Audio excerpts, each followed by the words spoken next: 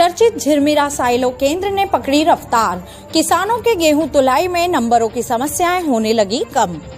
भूमि स्थल पर बाहरी शक्तियां, पूजन पाठ से मिली शांति। जी हां, हम बात कर रहे हैं खाचरोद के झिरमिरा साइलो केंद्र किसानों के गेहूं खरीदी के लिए लगाई गई डेमो मशीनों की, जो शुरुआती समय से ही चर्चा में आ गई थी।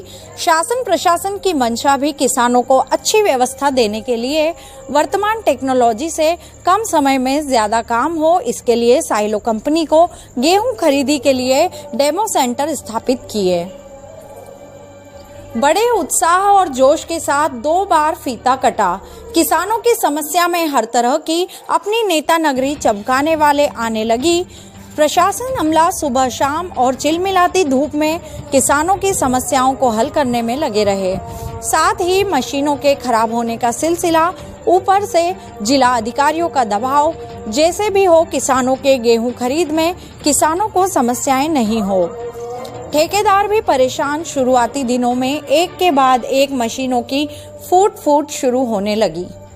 किसानों का हंगामा, गेहूं तुलाई में लेट लतीफी होने से अफरा तफरी मची। फिर किसानों के दबाव में साइलो से 4-5 सोसाइटी को अलग किया। कुछ दबाव कम हुआ। मशीनों की खराबी से गेहूं को जमीनों पर ही खाली करवाने लगे। ठेकेदार प्रबंधक ने नई मशीनों को बुलवाया। धीरे धीरे किसानों के ट्रैक्टरों की भीड़ का लोड कम होने लगा। आज फिर नज़ारा कुछ बदला दिखने लगा। किसानों के चेहरों पर खुशहाली दिखी।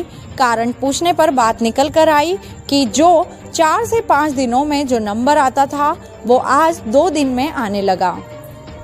प्रबंधक मीडिया के सामने आने से छिपने लगे और कहा कि यहाँ की भूमि में कुछ समस्याएं थी, कुछ बाहरी शक्ति है जिनके पूजन पाठ करवाया है। जो अब समस्याएं थी समाप्त हो चुकी हैं।